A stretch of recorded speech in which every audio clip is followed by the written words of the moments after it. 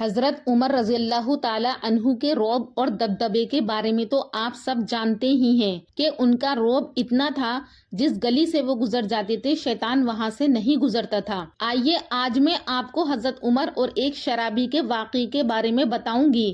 حضرت عمر کو پتا چلا کہ فلاں محلے میں ایک گھر ہے اور اس گھر میں جو شخص رہتے ہیں وہ شراب پیتے ہیں، اور وہ شخص کوئی اور نہیں بلکہ حضرت عمر رضی اللہ تعالی عنہ کے خاص دوست تھے۔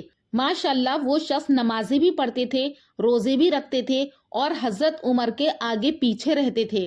لیکن پتا چلا کہ حضرت عمر کو وہ دارو پیتے ہیں، شراب پیتے ہیں، تو حضرت عمر رضی اللہ تعالی عنہ نے انکوائری بٹھائی اور پوری تحقیق کی تو پتا چلا کہ ان کے گھر میں فلاں وقت میں دارو کے مٹکے آتے ہیں اور وہاں پر بیٹھ کر شراب پی جاتی ہے۔ تو حضرت عمر رضی اللہ تعالی عنہ نے سوچا کہ میرے دوست وہ بھی شراب پیتے ہیں تو میں ان کو آج رات ہی رنگے ہاتھوں ضرور پکڑوں گا۔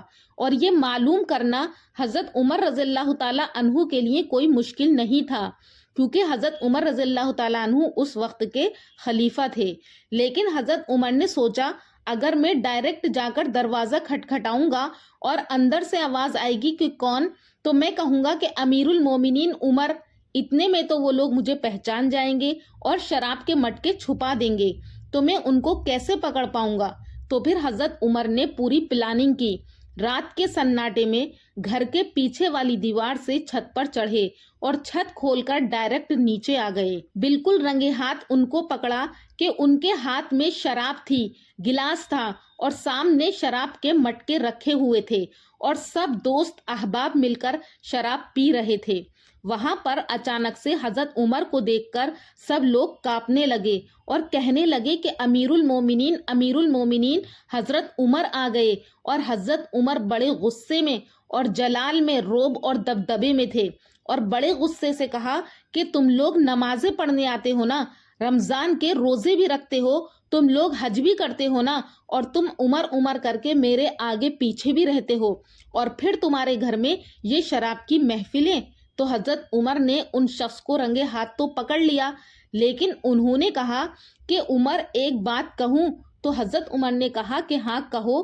تو انہوں نے کہا کہ امیر المومنین حضرت عمر، میری تو بس یہی ایک غلطی ہے کہ میں شراب پی رہا ہوں، لیکن تمہاری 3 غلطیاں ہوئی ہیں، میں آپ کو بتاؤں گا۔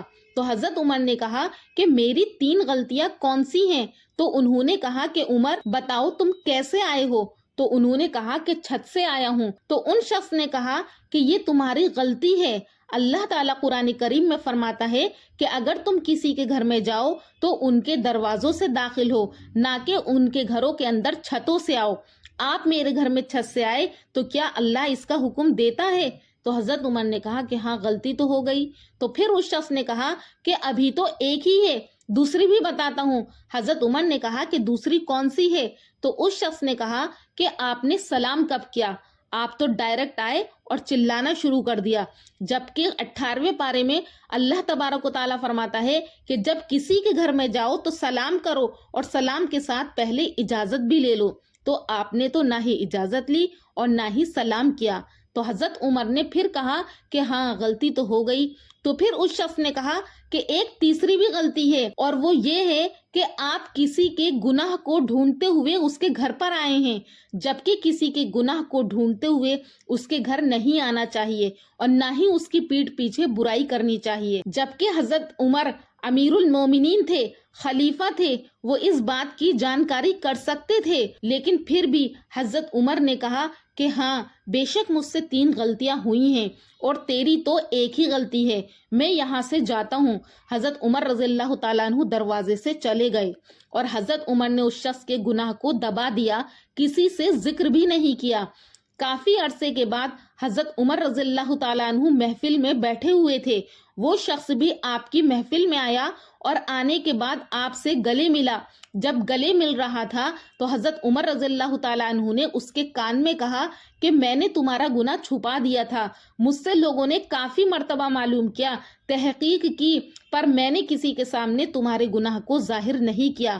تو اس پر اس شخص نے کہا خدا کی قسم اس رات کے بعد سے میں نے شراب کو اپنے منہ سے بھی نہیں لگایا ہے وہ شخص یہ کہہ کر بہت رویا اور کہنے لگا کہ میں نے شراب کو بالکل چھوڑ دیا ہے۔ تو حضرت عمر نے کہا کہ پتہ ہے تمہیں یہ ایسا کیوں ہوا؟ اس لیے کہ اللہ نے کہا کہ جب عمر نے اس شخص کے گناہ کو دبا دیا تو اللہ نے بھی اس شخص سے اس کی شراب پینے کی عادت کو چھڑوا دیا۔ یہ تھا حضرت عمر رضی اللہ تعالی عنہ کا کمال کہ اللہ نے ان کی بدولت اس شخص کو ہدایت دے دی کہ وہ اس گناہ کرنے کی عادت سے دور ہو گیا۔ تو ہمیں بھی چاہیے کہ ہم بھی ان باتوں پر عمل کریں کہ اگر کسی کے گھر میں جائیں تو اجازت لے کر اور سلام کر کے داخل ہوں۔ اگر ہمیں کسی شخص کے گناہ کے بارے میں پتہ چل جائے تو ہم اس کے گناہ کو تمام لوگوں پر ظاہر نہ کریں بلکہ اس کو خاموشی سے سمجھا دیں یا اس کے گناہ کو اللہ کے حوالے کر دیں۔ اور اگر ہم دنیا میں کسی کی عیب پردہ پوشی کریں گے یعنی کسی کے عیب کو چھپائیں گے تو اللہ تعالیٰ قیامت کے دن ہمارے عیبوں کی پردہ پوشی کرے گا۔ اللہ تبارک و تعالیٰ سے دعا ہے کہ اللہ پاک ہم سب کو ان باتوں پر عمل کرنے والا بنائے۔ آمین۔